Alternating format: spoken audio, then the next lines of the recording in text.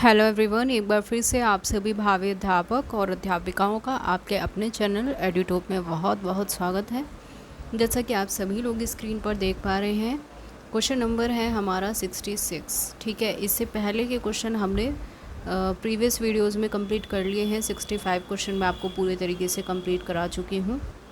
आज हम यहाँ से स्टार्ट करेंगे और जो भी बच्चे चैनल से नए जुड़े हैं चैनल को ज़रूर सब्सक्राइब कर लें ताकि आने वाली हर एक न्यू वीडियो की नोटिफिकेशन आप लोगों को टाइमली मिल सके।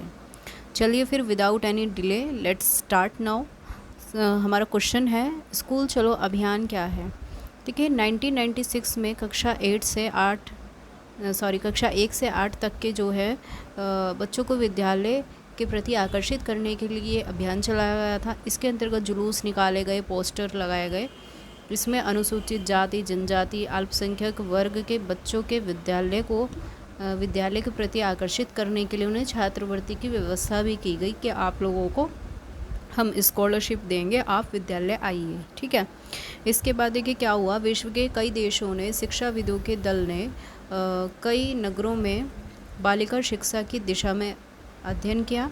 उसके बाद अंतर्राष्ट्रीय बालिका शिक्षा अध्ययन दल ने अपने साथ बालिका शिक्षा की गुणवत्ता बढ़ाने के उपाय बताए। उन्होंने बालिका की साक्षरता बढ़ाने पर बल दिया। इस दल में देखिए कौन कौन जुड़ा था। मैक्सिको, घाना सहित कुछ अन्य विकासशील देशों के शिक्षा मंत्री, अधिकारी, शिक्षाविद और विश्व बैंक के प्रतिनिधि शामिल थे।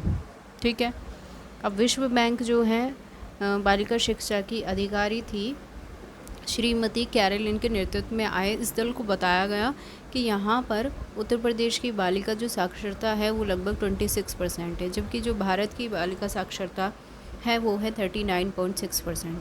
दल ने प्रदेश में बालिका साक्षरता बढ़ाने पर जोर दिया और इसके लिए विशेष प्रयास किए गए। दल को बताया गया कि बालिका शिक्षा को बढ़ावा देने के लिए प्राथमिक से स्नातक तक बालिकाओं की जो शिक्षा है उसे पूरी तरीके से फ्री कर दें, निःशुल्क कर दें और उन्हें छात्रवृत्ति भी दी जा रही है। प्रत्येक खंड में बालिका विद्यालय खोले जा रहे हैं। 35 जनपदों में विकास खंड संसाधन केंद्र खोले गए, जिसमें शिक्षण और प्रशिक्षण के कार्यक्रमों के साथ साथ अधिकतम बालिकाओं को स्कूल जाने के कार्यक्रम चलाए गए। शेष जनपदों में भी जो इस तरह के कार्यक्रम हैं वो चलाए जा रहे हैं। अब जो प्राथमिक शिक्षा है उसकी सर्वसुलभता और सर्वव्यापकता के उद्देश्य की पूर्ति के लिए केंद्र सरकार के अलावा राज्य सरकार ने भी बहुत सारे विशेष प्रयास किए हैं। जैसे कि राजस्थान में घुमंतु जनजातीय परिवार के बच्चों को शिक्षा उपलब्ध कराने के लिए सचल विद्यालय और बिहार में चरवाहा विद्यालय जो है वो स्थापित किया गया है। अब स्कूल चलो अभियान जो है वो सर्व शिक्षा अभियान का एक महत्वपूर्ण अंग है। ये संशोधित योजना में इसमें केंद्र जो है वो 75% सहायता करता है और जो राज्य है वो 25% खर्च करता है। 1 अप्रैल 2000 से सर्व शिक्षा अभियान नाम से नई संशोधित योजना जो है वो लागू कर दी गई है। आगे बढ़ जाते हैं। नेक्स्ट क्वेश्चन है हमारा, संपूर्ण साक्षरता अभियान को स्पष्ट कीजिए। अब देखिए जो इसका मिशन है वो ये है कि सभी को साक्षर किया जाए, सभी को पढ़ाया जाए। इसकी स्थापना सामाजिक और प्रौद्योगिकी के रूप में 5 मई 1988 को हुई थी और राष्ट्रीय स्तर पर इसकी स्थापना की गई थी। इसका मुख्य उद्देश्य था 2007 तक साक्षरता का बने रहने वाला 75% का न्यूनतम स्तर प्राप्त करना। मिशन में 1995 तक 8 करोड़ निरक्षर प्रौढ़ों को कार्यात्मक साक्षरता प्रदान करने का लक्ष्य निर्धारित किया गया। अंततः क्या हुआ, 3 करोड़ निरक्षरों को 1990 तक और 5 करोड़ निरक्षरों को 1995 तक साक्षर सुनिश्चित किया गया।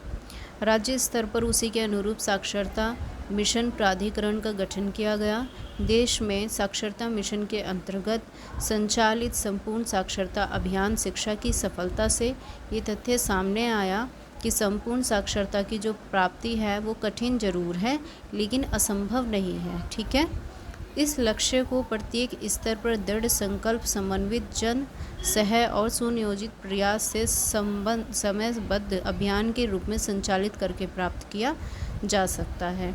राष्ट्रीय साक्षरता मिशन की स्थापना के बाद सबसे पहले 16 जनवरी 1989 में केवल राज्य में साक्षरता अभियान की घोषणा की गई।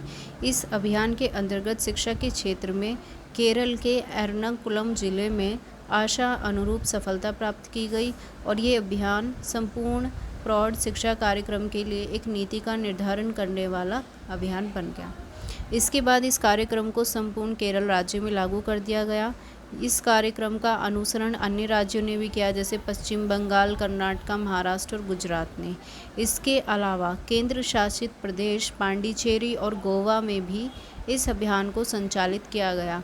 इस अभियान के अंतर्गत 2007-08 तक हमारे देश में 700 संपूर्ण साक्षरता अभियान परियोजनाएं संचालित करनी थी और इस अभियान के माध्यम से 50 लाख छात्रों को शिक्षा प्रदान करने का प्रावधान रखा गया।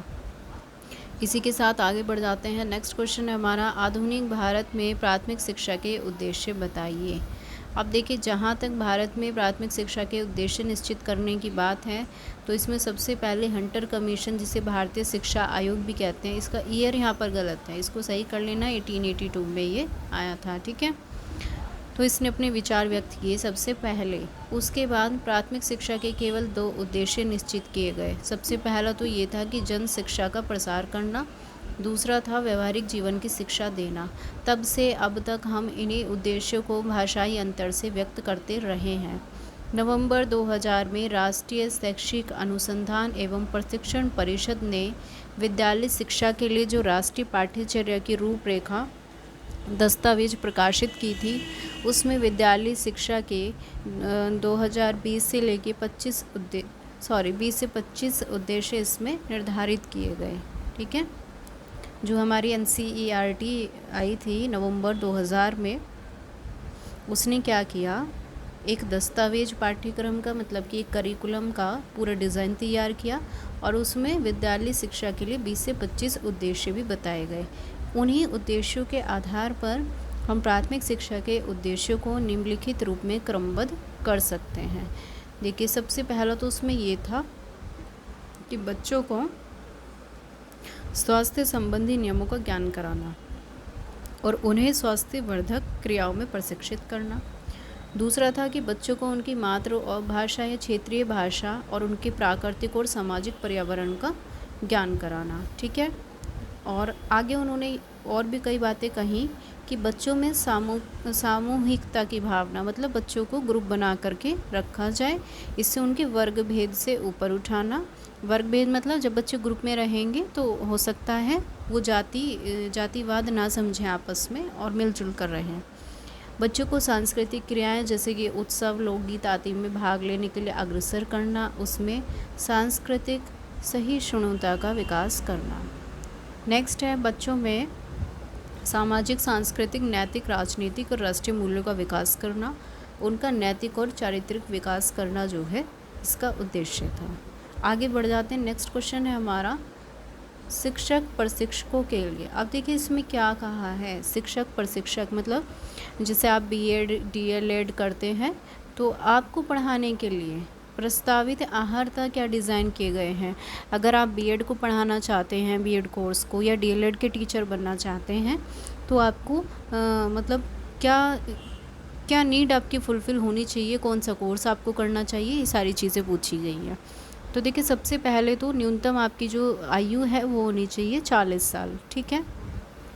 योग्यता इसमें देख लेते हैं, परा स्नातक आपका पोस्ट ग्रेजुएशन हो और प्रारंभिक शिक्षा प्राप्त हो आपकी, और BEd हो, शारीरिक शिक्षा में भी आपको अनुभव हो, और मास्टर ऑफ टीचिंग यानी अपने जो भी आपने अपना स्पेसिफिक सब्जेक्ट चुना है आपको उसमें पूरी तरीके से मास्टरी हो।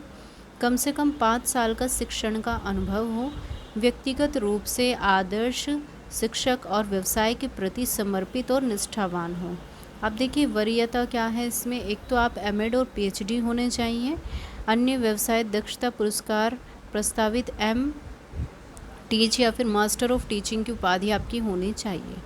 अब जो भर्ती होती है, इसकी भर्ती कैसे होती है, इसको राज्य लोक सेवा आयोग या फिर राज्य शैक्षिक अनुसंधान प्रशिक्षण परिषद या राष्ट्रीय अध्यापक शिक्षा परिषद के नियंत्रण में आयोजित परीक्षा और उसके बाद साक्षात्कार यानी कि इंटरव्यू होता है। उसके बाद जिसका विस्तारण किया जा सकता है। शिक्षकों को शिक्षा देने के लिए अध्यापक प्रशिक्षण पाठ्यक्रम का विकास और शिक्षक प्रशिक्षण शिक्षा की व्यवस्था करने से राष्ट्र में ऐसे शिक्षक होंगे जो समाज और राष्ट्र को योग्य, कर्तव्यनिष्ठ और आदर्श नागरिक दे सकेंगे। फिर NCTE जो है आपका national council for teacher education, इस संबंध में उसको पहल करनी चाहिए। आगे बढ़ जाते हैं। नेक्स्ट क्वेश्चन है हमारा, विज्ञान की शिक्षा पर शिक्षा आयोग के विचार बताइए। अब देखिए, विज्ञान के लिए उन्होंने कहा है कि विज्ञान और प्रौद्योगिकी को देश की आर्थिक और औद्योगिक विकास के लिए पढ़ाया जाए। ठीक है। नेक्स्ट है फिर, विज्ञान और गणित के शिक्षण के लिए उच्च केंद्रों की स्थापना की जाए। विज्ञान और देखिए, इन्होंने ये कहा कि विज्ञान से संबंधित विज्ञान और गणित की शिक्षा के लिए उच्च अध्ययन केंद्रों की स्थापना तो हो ही, साथ में सिद्धांतिक और प्रयोगात्मक पक्षों में समन्वय स्थापित किया जाना चाहिए। ठीक है। नेक्स्ट है, प्रत्येक कॉलेज और विद्यालय में विज्ञान की पूर्णतया सुसज्जित प्रयोगशालाएं होनी चाहिए। सुसज्जित का मतलब है कि जो आपकी लैब होती है उसमें पूरे तरीके से जितने भी सामान हो पूरे तरीके से उपलब्ध हो, जिनमें छात्रों को विभिन्न यंत्रों का प्रयोग करके भली बातें सिखाया जाना चाहिए। फिर इन्होंने कहा कि विश्वविद्यालय अनुदान आयोग को एक अखिल भारतीय समिति का निर्माण करना चाहिए। इस समिति को 2-3 साल के इकरारनामे पर विज्ञान के विजिटिंग प्रोफेसरों की नियुक्ति करनी चाहिए। विजिटिंग का मतलब है कि प्रोफेसर वहाँ जा के देखें कि स्कूल में जो लैब है विज्ञान की या गणित की, उसमें प्रॉपर इंस्ट्रूमेंट, प्रॉपर चीज़ें हैं या नहीं है। ठीक है। तो आज हमारे 70 तक के क्वेश्चन हो जाते हैं कंप्लीट। इससे आगे की क्लास में हम 71 से स्टार्ट कर लेंगे। अप्रोक्स हमारे 100 के आसपास जो हैं क्वेश्चन हैं इसमें। ठीक है। जल्द ही हम सिलेबस कवर कर लेंगे पेपर 2 का भी। और सभी को उम्मीद करती हूँ आप सभी से कि आप सभी को अच्छे से समझ आया होगा। एक एक चीज़ मैंने बिल्कुल डिटेल तरीके से समझाने की कोशिश की है आपको, और इसी तरीके से आपसे उम्मीद है कि आप आगे भी हमारे साथ बने रहेंगे। और चैनल को ज़्यादा से ज़्यादा सब्सक्राइब कीजिए, ज़्यादा से ज़्यादा शेयर कीजिए, जितना आपसे हो सके उतना ज़्यादा सपोर्ट कीजिए। ठीक है भाई। आप खुद भी जानते हैं कि एक दिन में 2-2, 3-3 वीडियो रिकॉर्ड करना, उसके बाद उसको एडिट करना, बहुत सारी चीज़ें चेक भी करनी होती है, राजन में बहुत सारी मिस्टेक भी होती हैं। कई बार वीडियो ख़राब भी जाती है, उसको डिलीट करके फिर से रिकॉर्ड करना बहुत टिपिकल होता है आप लोगों के लिए टाइम निकालना। ठीक है। लेकिन ये सब चीज़ें तभी ठीक है तब आप लोग हमें सपोर्ट करते हैं पूरे तरीके से। ठीक है। आपका सपोर्ट हमारे लिए बहुत ज़्यादा ज़रूरी है। चलिए फिर मिलते हैं नेक्स्ट क्लास में। तब तक के लिए सभी को have a good day. Bye bye. Thank you so much.